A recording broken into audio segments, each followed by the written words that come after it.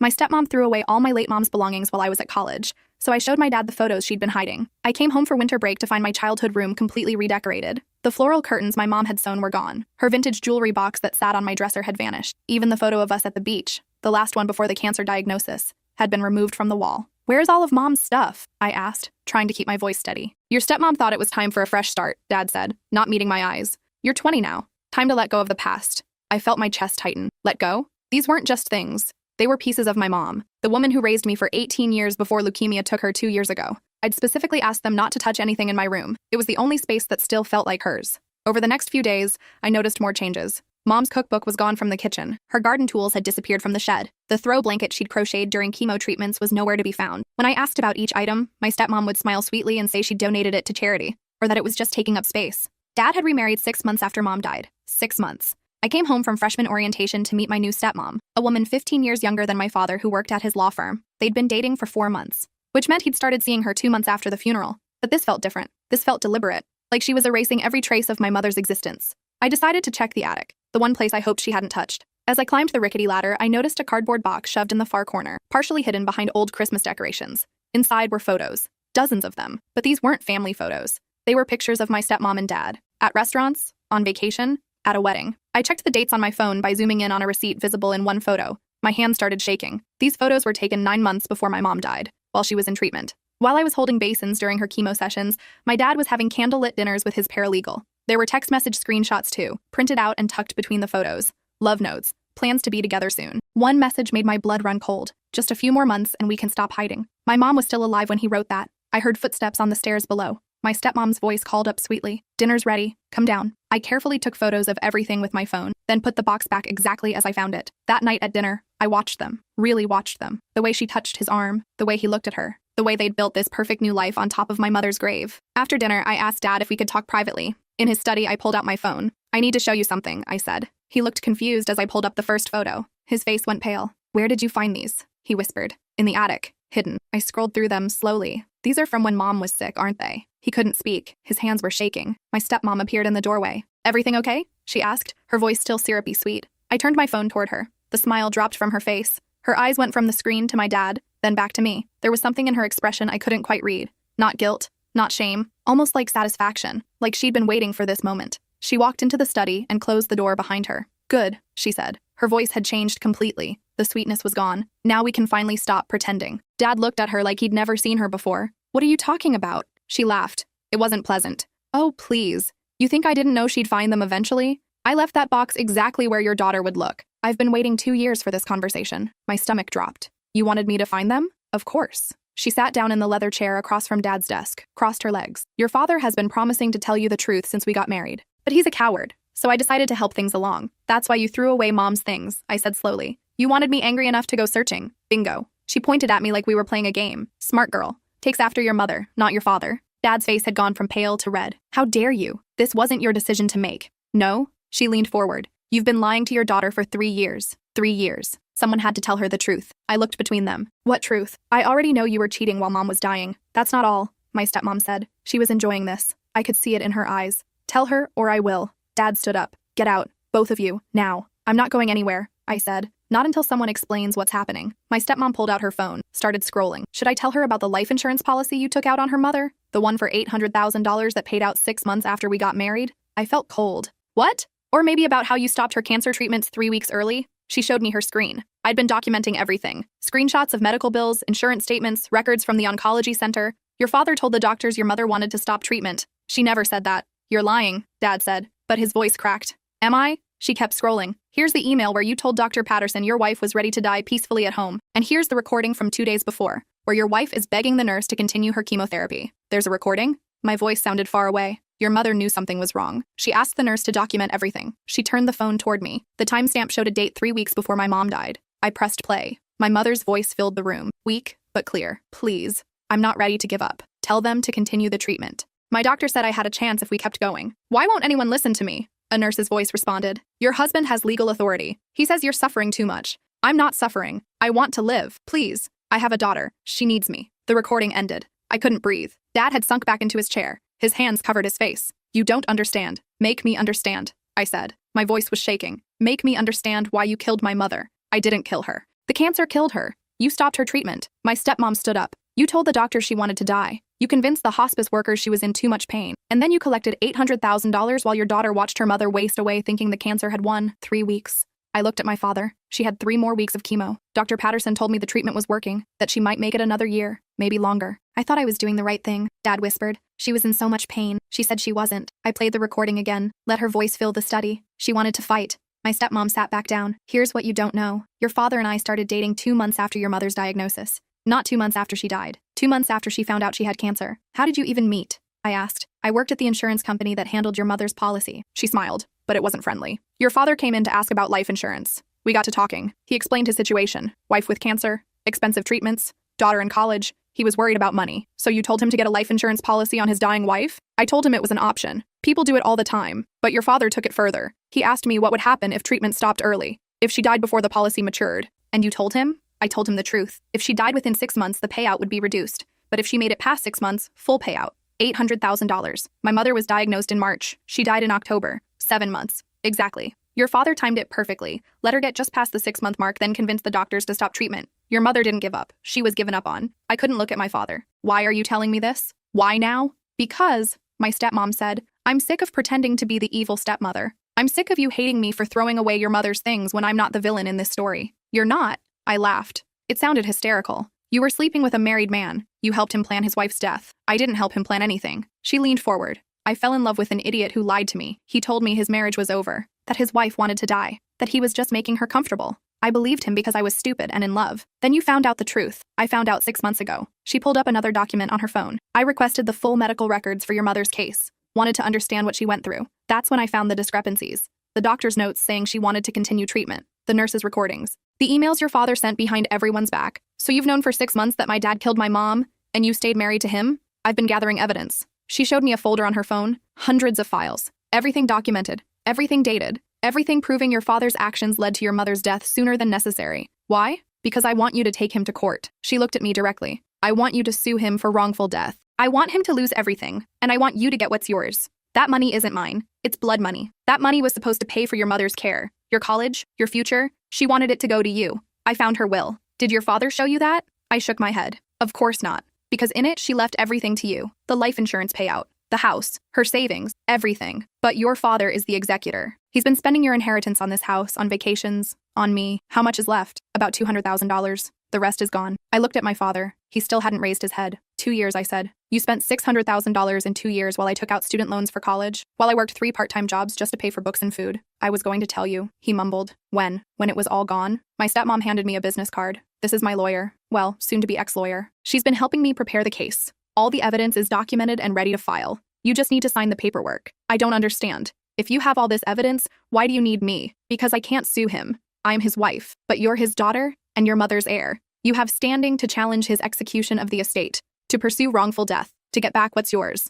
I looked at the business card, looked at my father, who still couldn't meet my eyes, looked at my stepmom, who was watching me with an expression I finally understood. She wasn't satisfied. She was furious, but not at me, at him. You really loved him, I said quietly. I did. She stood up, until I realized what he was, and now I'm giving you the chance to make him pay for it. The choice is yours. She walked to the door, paused. For what it's worth, I really am sorry about your mother's things. I was angry. Angry at him. Angry at this whole situation. I took it out on the wrong person. After she left, it was just me and my father in the study. The silence stretched forever. Finally, he spoke. I didn't mean for any of this to happen. You never do. I put the business card in my pocket, but it happened anyway. That night, I couldn't sleep. I kept replaying the recording of my mother's voice, kept seeing the dates on those photos, kept thinking about the 3 weeks of treatment she never got. I called my aunt at 2 a.m., my mother's sister. I haven't spoken to her much since the funeral. She answered on the first ring, voice thick with sleep. When I told her everything, she went quiet. Then she said 4 words. I always knew something was wrong. What do you mean? Your mother called me the week before she died. She was crying, said your father wouldn't let the doctors visit anymore,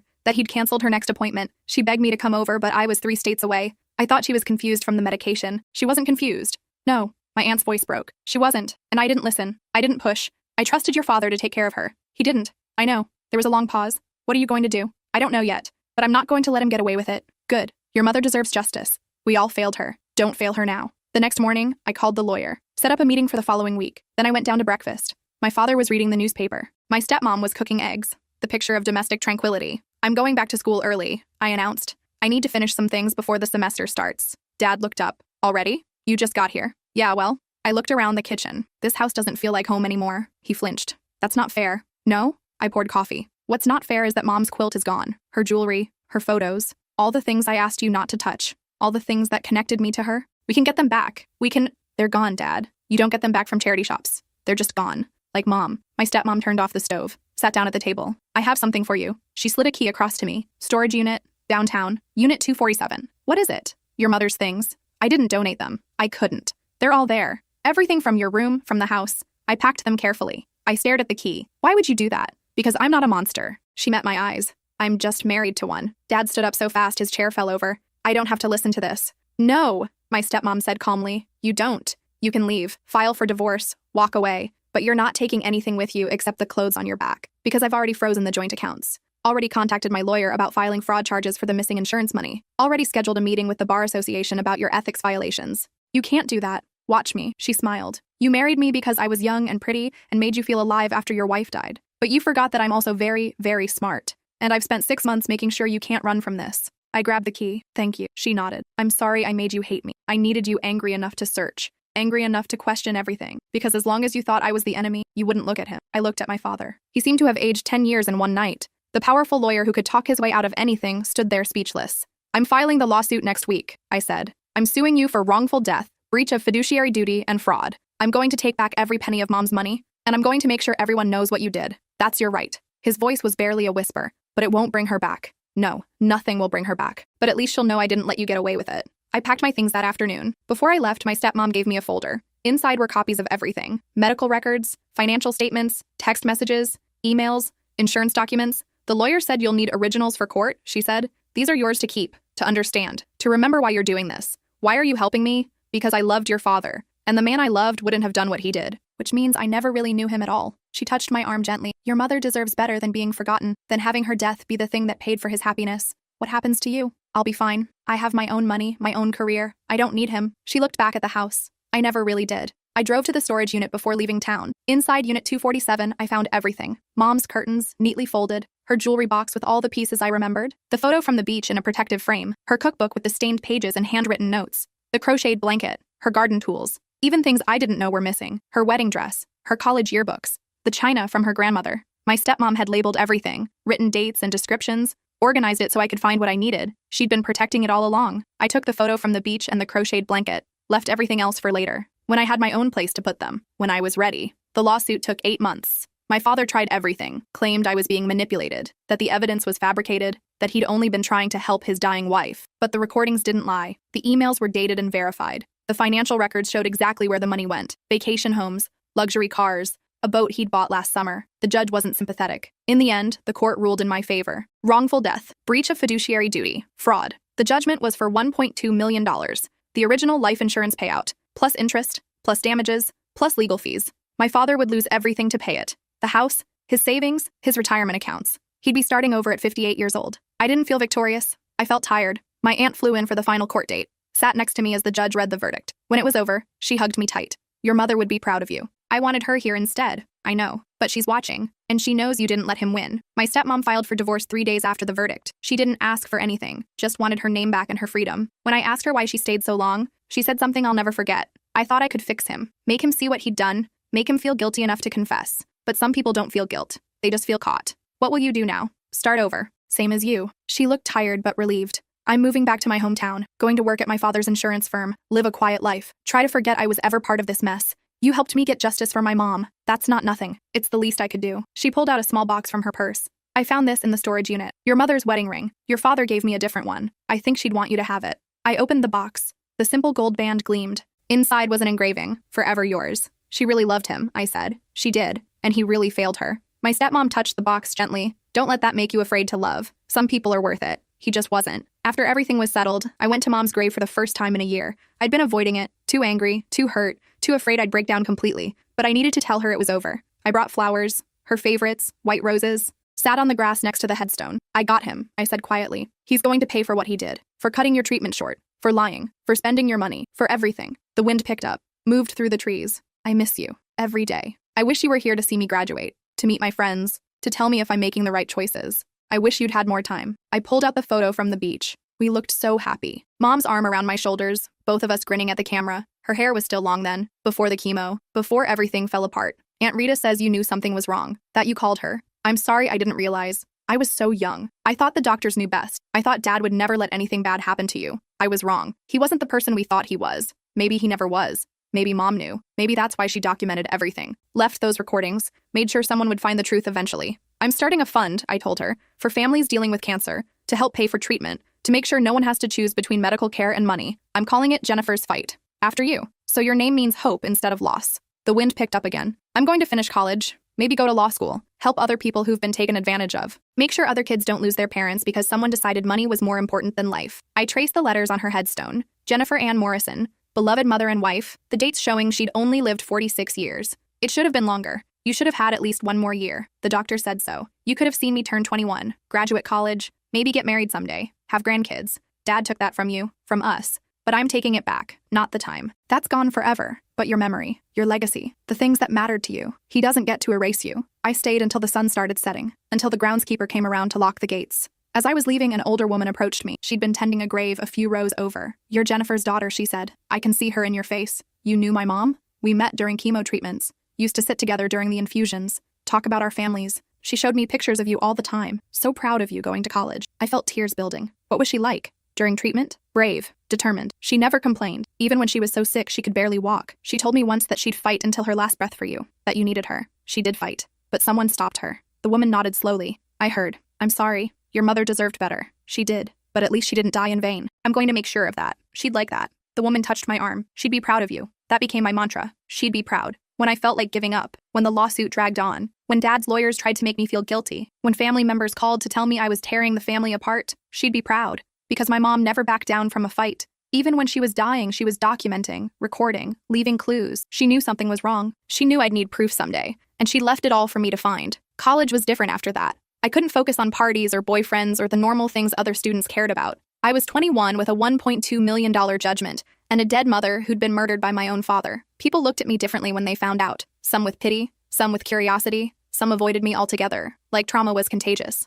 My roommate Violet was the only one who treated me normally. That sucks, she said when I finally told her the whole story. Your dad's trash. Want to get pizza? I'd expected sympathy, advice, questions, but Violet just accepted it and moved on. It was exactly what I needed. We became close. She was studying social work, wanted to help kids in foster care. Her own childhood had been rough. Dad in prison, mom on drugs. She'd been raised by her grandmother who died her senior year of high school. We're both orphans, she said one night while we studied. Just different kinds. You still have your mom. Do I, though? I haven't seen her in 6 years. She chose the drugs. I chose to survive. She shrugged. Sometimes the people who give birth to you aren't your real parents. Your mom loved you. That makes her real. My mom forgot I existed the moment she got her next fix. That makes her nothing. I never thought of it that way. Family is who shows up, who fights for you, who leaves you recordings and evidence and ways to find the truth. She pointed at me. Your mom showed up even after she died. That's love. My throat got tight. Yeah, it is. We started the foundation together. Jennifer's Fight. Violet handled the social work side, connecting families with resources. I handled the legal side, making sure people understood their rights and options. Our first client was a woman named Patricia. Her husband had stage 4 pancreatic cancer. The insurance company was denying coverage for an experimental treatment that could give him 6 more months. We reviewed her policy, found the loopholes, wrote letters, made calls, threatened legal action. 2 weeks later, the insurance approved the treatment. Patricia cried when we told her, "You saved his life. We just made them follow their own rules." But I was crying too, because I couldn't save my mom. But maybe I could save someone else's parent, someone else's spouse. The foundation grew. We helped 47 families in the first year, got treatments approved, negotiated payment plans, connected people with financial assistance, made sure no one faced cancer alone. The media picked up the story. Local news ran a piece about the daughter who sued her father for wrongful death and turned the settlement into something good. The story went viral. People started calling from across the country, asking for help, sharing their own stories of insurance companies denying coverage, doctors giving up too soon, family members making financial decisions that cost lives. I realized my mom's story wasn't unique. It happened every day. People cutting treatment short because of cost, because of pain, because someone else decided their life wasn't worth fighting for anymore. I went to law school, specialized in medical law and insurance fraud, spent my summers interning at firms that represented patients instead of corporations, learning how to fight the system that had failed my mother. My father reached out once during my second year, a letter forwarded through my aunt because I'd blocked his number and moved without telling him my address. The letter was 3 pages, apologizing, explaining, begging for forgiveness. He'd lost everything in the judgment, was living in a small apartment, working as a contract lawyer because no firm would hire him full-time after the case became public. "I'm sorry," he wrote. "I made terrible choices. I convinced myself I was helping your mother, ending her suffering, but the truth is I was helping myself. I was tired, I was scared, and I was selfish. I fell in love with someone else and I wanted to start over. I didn't mean for her to die. I just didn't fight hard enough to keep her alive. The letter ended with a request. Could we meet? Could we talk? Could I find some way to forgive him? I read it 3 times. Then I folded it carefully and put it in a drawer. I didn't respond. Violet asked me if I felt guilty about not writing back. No, I said. He had 20 years to be a good father. 2 years to tell me the truth. He chose silence. Now it's my turn. That's fair. I don't know if it's fair. I traced the edge of the envelope. But it's what I need. Maybe someday I'll be ready to hear him out, to understand, to forgive, but not today. Not for a long time. I graduated law school 3rd in my class. Had job offers from 6 firms. I chose the smallest one, a practice that specialized in patient advocacy. 3 lawyers fighting insurance companies and medical negligence. My first case was a 10-year-old girl with leukemia. The insurance company was denying coverage for a bone marrow transplant, calling it experimental despite 5 years of successful outcomes. The family was drowning in debt. Considering giving up, I spent 3 months building the case, gathered expert testimonies, research studies, patient outcomes, success rates, built an airtight argument that the transplant was medically necessary and widely accepted. The insurance company settled 2 days before trial, approved the transplant, covered all costs. The little girl got her transplant. She's in remission now, 14 years old and cancer-free. Her mother hugged me at the hospital. You saved her life. I didn't. I just made them do what they should have done from the start. But I felt it. That moment when the work mattered, when all the studying and fighting and struggling turned into something real. A little girl who got to live because someone fought for her. It didn't bring my mom back. Nothing would ever do that. But it meant her death wasn't meaningless. The money from her life insurance, the money Dad had spent on luxuries and vacations, was now saving lives, fighting for people who couldn't fight for themselves, making sure insurance companies and doctors and families couldn't give up just because it was easier. 5 years after the verdict, my stepmom called me. We hadn't spoken since the divorce. I almost didn't answer, but something made me pick up. Hi, she said. Her voice was different, softer. I hope it's okay, I'm calling. It's fine. What do you need? Nothing. I just wanted to tell you something. My father died last month, lung cancer, and I spent every day with him, drove him to every appointment, held his hand through every treatment, made sure he knew he wasn't alone. I'm sorry for your loss. Thank you. But that's not why I called. She paused. I called because I wanted you to know that I finally understood why you fought so hard, why you couldn't let it go. Watching my father fight cancer, seeing how hard he wanted to live even when it hurt, I realized what your mother went through, what you lost. I couldn't speak. She continued. Your father called me last year, asked if I thought you'd ever forgive him. I told him I didn't know. That forgiveness wasn't something you could demand or deserve, that sometimes the best you can hope for is that the person you hurt finds peace without you. What did he say? He cried. Said he dreams about your mother every night, that she's always asking him why he gave up on her, why he chose money over love. He can't answer her, not even in his dreams. Good. The word came out harsh. He shouldn't get to answer. He should have to live with that question forever. I know, and he will. She took a breath. But I wanted you to know that he's suffering, not because I think you should care, but because sometimes it helps to know that justice isn't just legal. It's also living with the consequences of your choices. Is that enough? Does his suffering change anything? No, but it's something, and maybe that's all we get. After we hung up, I sat for a long time, thinking about my father in his small apartment, dreaming of my mother's questions, living with what he'd done. I didn't feel satisfaction, or vindication, or even relief. I just felt tired. That night, I pulled out the box my stepmom had given me years ago, Mom's wedding ring with the engraving, "Forever Yours." I'd kept it in my dresser, unable to wear it, but unable to put it away. I slipped it on my right hand. It fit perfectly. "Forever yours," I whispered. "Mom, wherever you are, I'm still yours, still fighting, still trying to make you proud." The foundation kept growing. By year 7, we'd helped over 300 families, secured millions in coverage, changed insurance policies, gotten laws passed requiring clearer communication about treatment options and patient rights. I testified before Congress about insurance fraud and medical negligence, told my mother's story on national television, showed them the recordings, the emails, the evidence of how easily someone's life could be cut short because of money or convenience or someone else's desires. The laws changed, new protections, mandatory second opinions for end-of-life care, requirements that all conversations about stopping treatment be recorded and documented, stricter penalties for fraud. Jennifer's Law, they called it. My mother's name attached to something that would help thousands of people, save countless lives. It didn't bring her back, but it meant she mattered, that her death created change, that she'd be remembered for more than just being the woman my father gave up on. I was 32 when I got the call. My father had a stroke. He was in the hospital, alone. The nursing staff couldn't reach anyone else. I was listed as next of kin in his old records. I could have ignored it. No one would have blamed me. I hadn't seen him in 12 years, hadn't responded to any of his letters. He was a stranger who happened to share my DNA, but I went. I don't know why. Maybe curiosity, maybe closure, maybe because Mom would have wanted me to be bigger than the hurt. He looked old, fragile, nothing like the powerful lawyer who'd once dominated courtrooms. The stroke had left him partially paralyzed. His speech was slurred. He didn't recognize me at first.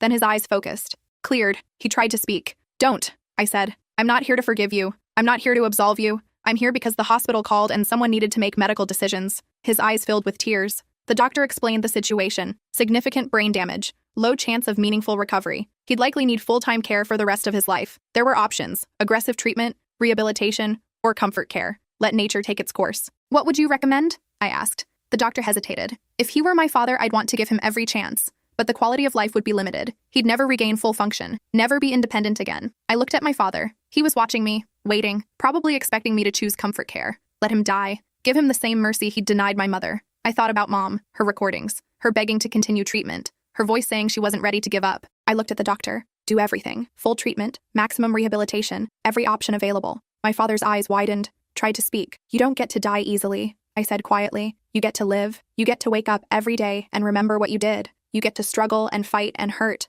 You get to experience what Mom went through. Except you'll have doctors and nurses and every medical intervention science can provide. You'll live with your choices. Is that really what you want? The doctor looked uncomfortable. It's what he deserves. I signed the papers, authorized the treatment, set up a payment plan using his remaining assets. When those ran out, I'd use the judgment money to keep him alive. Use the money he'd gotten from killing my mother to ensure he survived. The irony was bitter, but it felt right. He spent 3 months in rehabilitation, learning to walk again, to speak, to feed himself. It was slow, painful. He'd never be fully recovered. I visited twice, not out of love, out of duty, to make sure the care continued, to make sure he didn't give up. The second visit, he managed to speak clearly. Why? He asked. Why save me? Because Mom didn't get to choose. She wanted to fight. You took that from her. So now you get to fight. Whether you want to or not. I'm in pain. Good. She was too. But she wanted to live anyway. I can't do this. Yes, you can. You'll do it because you don't have a choice. Just like she didn't have a choice when you cut her treatment short. She closed her eyes, tears running down his face. I hate you, he whispered. I know, but you'll keep living anyway. I left and didn't visit again. The facility sent me updates.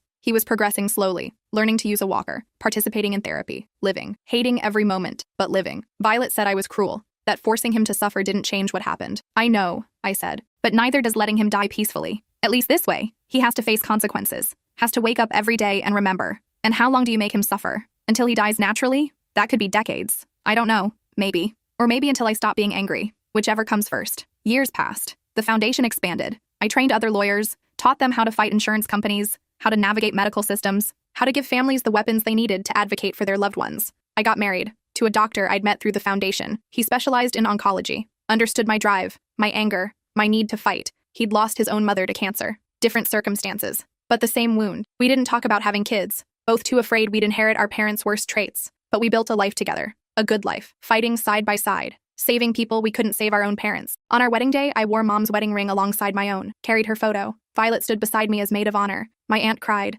My stepmom sent flowers with a note. Your mother would be so happy for you. My father wasn't invited, but I knew he'd hear about it, would know I'd moved on, built something beautiful despite him. I turned 40 the year Mom would have turned 66. I went to her grave with flowers and photos, pictures of the foundation, the families we'd helped, the laws we'd changed, the lives we'd saved. Look what you started, I told her. All of this came from fighting for you, from refusing to let your death be just another statistic. You're helping people even now. 15 years after you died, you're still saving lives. The wind moved through the trees. I'd like to think it was her, acknowledging, approving. My father had another stroke. The facility called, asked about treatment options. I authorized everything again. More rehabilitation, more therapy, more living. Why do you keep doing this? The facility director asked. He's suffering. His quality of life is minimal. Wouldn't it be kinder to let him go? Kindness is earned. He didn't show my mother kindness when he cut her treatment short. He doesn't get it now. She looked at me with something like pity. This is eating you alive. No, it's keeping me focused, reminding me why I do what I do. He's the reason I fight so hard for every patient, every family, because I know what happens when someone gives up on you. On the anniversary of my mother's death, I finally listened to the full recordings,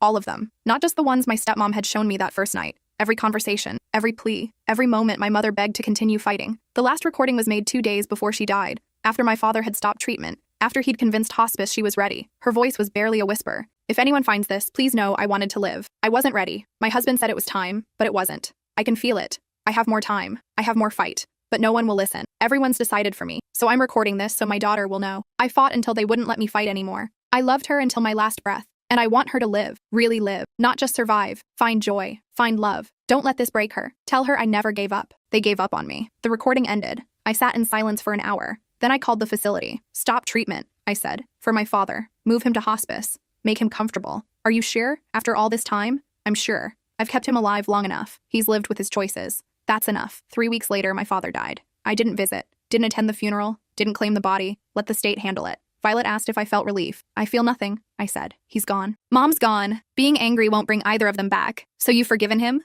No, I've just stopped letting him matter. We scattered my father's ashes in a public park. No ceremony, no mourners, just me and the funeral director releasing them into the wind. Ashes to ashes, dust to dust. The man who'd killed my mother reduced to nothing, scattered where no one would remember him, where his name meant nothing. I kept one handful, took them to my mother's grave, scattered them there. She deserved to have the last word, to know he ended up where he should have been all along, below her, forgotten, while her name lived on in a foundation, a law, and the lives we'd saved in her honor. My mother's headstone had been updated years ago, added lines below her name and dates. Jennifer Ann Morrison, beloved mother and wife. Her legacy lives on in those who fight. She never gave up, so neither will we. Below that, smaller letters. Jennifer's Fight Foundation. And a number of people could call for help. Her grave had become a place of pilgrimage. Other families who'd been helped by the foundation would visit, leave flowers, say thank you, share stories of their own battles won. My mother had become a symbol, not just to me, but to hundreds of families. A reminder that one person's fight could ripple outward, could change laws, save lives, create hope. I touched the headstone. You won, I whispered.